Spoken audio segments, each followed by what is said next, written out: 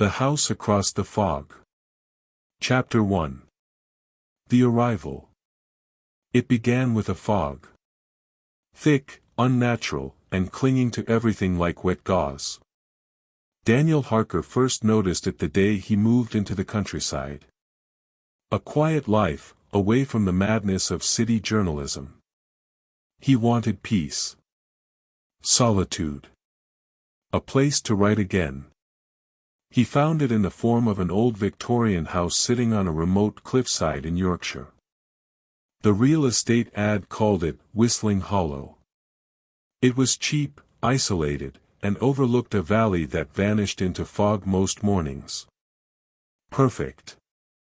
As he stepped out of his truck that first morning, Daniel noticed the house directly across the valley, barely visible through the mist. A hulking shape of blackened stone, with a crooked chimney and broken windows like blind eyes staring back at him. He hadn't seen it on the map. When he asked the delivery man about it, the man paled. "There's nothing across the valley," he muttered. "Just woods and dead land." Daniel laughed it off. He was too tired to care. That night, the fog returned thicker than before. Chapter 2. The Woman in the Window. 2 weeks passed. Daniel settled into a routine: coffee, writing, long walks along the cliffs. He barely looked across the valley anymore, but one evening while staring out his bedroom window, he saw it again. The other house. More distinct now. And someone was standing in the upper window. She had long black hair, pale skin, and a white dress that fluttered in the wind, though Daniel felt no breeze. He blinked. She was gone. He tried to rationalize it, a trick of the fog, his overworked brain, cabin fever. But over the next few nights, he kept seeing her. Watching. Waiting. Chapter 3. The Whispers. Then came the whispers. They started faint, in the middle of the night. Just outside his door. Soft footsteps, hushed voices, always unintelligible but urgent. He checked the locks. All doors and windows were shut. He left his bedroom light on, but it always flickered around 3:12 a.m., then died. He started to dream of her, the woman. In his dreams, she wept blood. Her mouth moved, but no sound came out, until she screamed. He woke every time, soaked in sweat, throat sore as if he had screamed too. Chapter 4. The Journal. Daniel found it in the attic. A leather-bound journal, brittle with age. Inside were entries from a man named Elias Hargrave, dated 1893. Elias described the same fog. The same house across the valley. The same woman in white. His final entry chilled Daniel to the bone. "I sealed the attic. Burned the mirrors. She speaks now. She wants me to come across. But I will not. I hear her steps above me. My wife has been dead for 11 years. Then who is crying in my bed at night?" Chapter 5. Crossing. That night, Daniel saw a light in the house across the fog. The front door was open. Beckoning. He didn't remember walking into the woods. He only realized it when he felt the ground change, from soft earth to black gravel. The fog thinned. The house was in front of him. The door groaned as he stepped in. It smelled of rotten time. The walls were peeling, soaked in old water stains. Shadows moved on their own. Upstairs, the woman was waiting. In the same dress. Her eyes hollow, black voids that leaked a slow, steady tear of blood. "You came," she whispered. Daniel tried to scream, but his mouth didn't move. She held out her hand, and he took it. He couldn't stop himself. Then everything went dark. Chapter 6. The house across is empty now. The next morning, the fog lifted more than usual. The old house on Daniel's side was quiet.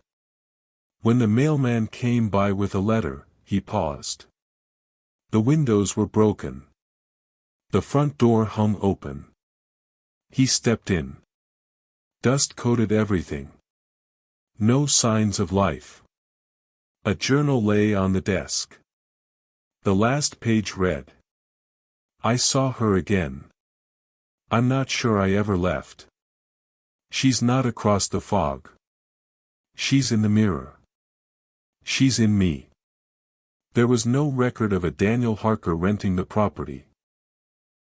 And across the valley, the black house stood silent, until, in the upper window, a pale figure appeared. Watching. Waiting. For you. Inheritance. When Evelyn Cross inherited her great-uncle's mansion, she almost didn't bother visiting. She hadn't spoken to Uncle Richard in over 15 years. He'd been a reclusive historian, obsessed with folklore and medieval artifacts. Most of the family assumed he'd gone mad. But when the will arrived, naming her the sole heir of a sprawling 1800s estate in rural Cornwall, curiosity overruled apathy. The house stood on the edge of a cliff, surrounded by pine trees and a thick, unnatural silence. Black Ridge Manor was its name, carved in crumbling stone above the gate. The driveway twisted like a serpent through dead leaves and fog, leading to the three-story house with ivy-covered walls and shuttered windows like closed eyes. Evelyn arrived with a suitcase and a plan to spend one night, just enough to assess the place and arrange a sale. But the house had other plans. Part 2, The Portrait Gallery. Inside, the house was colder than it should have been. Dust choked the air. The foyer opened into a grand staircase and hallways lined with oil portraits.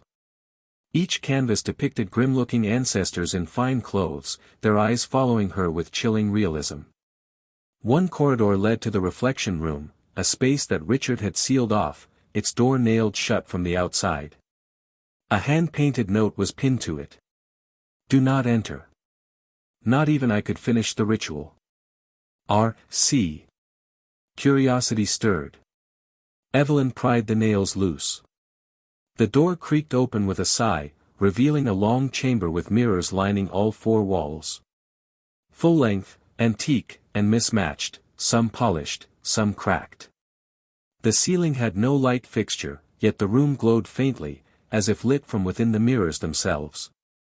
At the center was a velvet chair and a small table with a leather-bound book and a brass candleholder, melted wax long cooled. Inside the book were dates, names, and disturbing notations. Anna. 1921, resisted mirror 3, scratched face to escape. George, 1947, never came back out. Marion, 1983, visible in mirror 7, watching. Evelyn closed the book and left, pretending she hadn't felt the mirror's ripple when she turned her back. Part 3, The Whispering Glass. That night, she heard the whispers. Soft. Wet. Like someone speaking through water. The sound came from the hallway. Then from inside the reflection room. She returned the next day, drawn by something between fear and fascination. The mirrors were still. Until she saw herself blink twice in one of them, though she hadn't. Evelyn stepped forward, placing her hand against the glass. It felt warm. The reflection smiled at her. But she hadn't smiled. She stumbled back. That night, she dreamed of standing in the reflection room, only everything was reversed. The mirrors looked into endless black hallways, and dozens of people stood inside them. Mirror people, pressing their faces to the glass, whispering in a tongue she didn't understand. Uncle Richard was among them. Part 4, The Ritual. Evelyn couldn't stop returning. Each day, she noticed the mirrors had subtle changes, new handprints, fogged breath, movements that didn't match her own. She began reading Richard's journal in the library, piecing together his obsession. According to local legend, the house had been built over a Celtic site where the boundary between the physical and the mirrored realm was weak.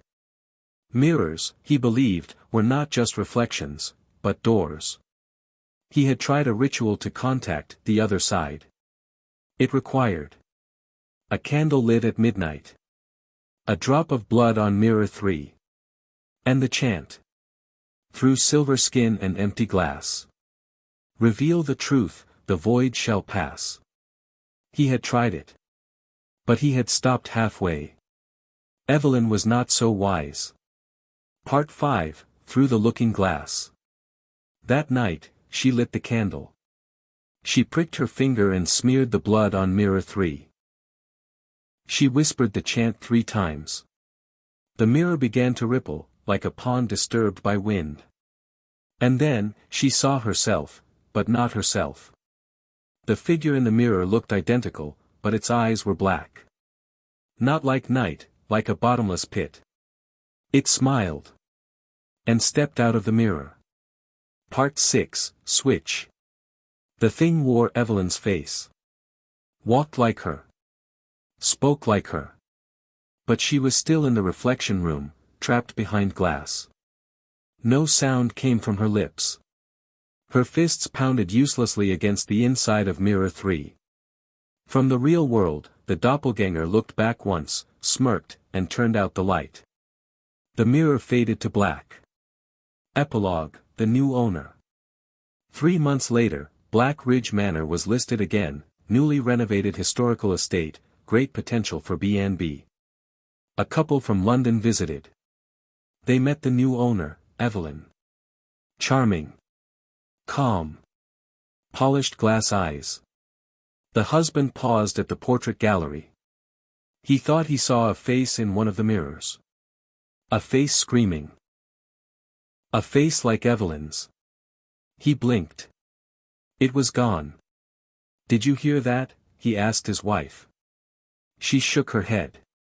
Smiled with teeth too perfect. Just the house settling, she said. It reflects your fears. The reflection room is still there. Waiting. For your face. Next.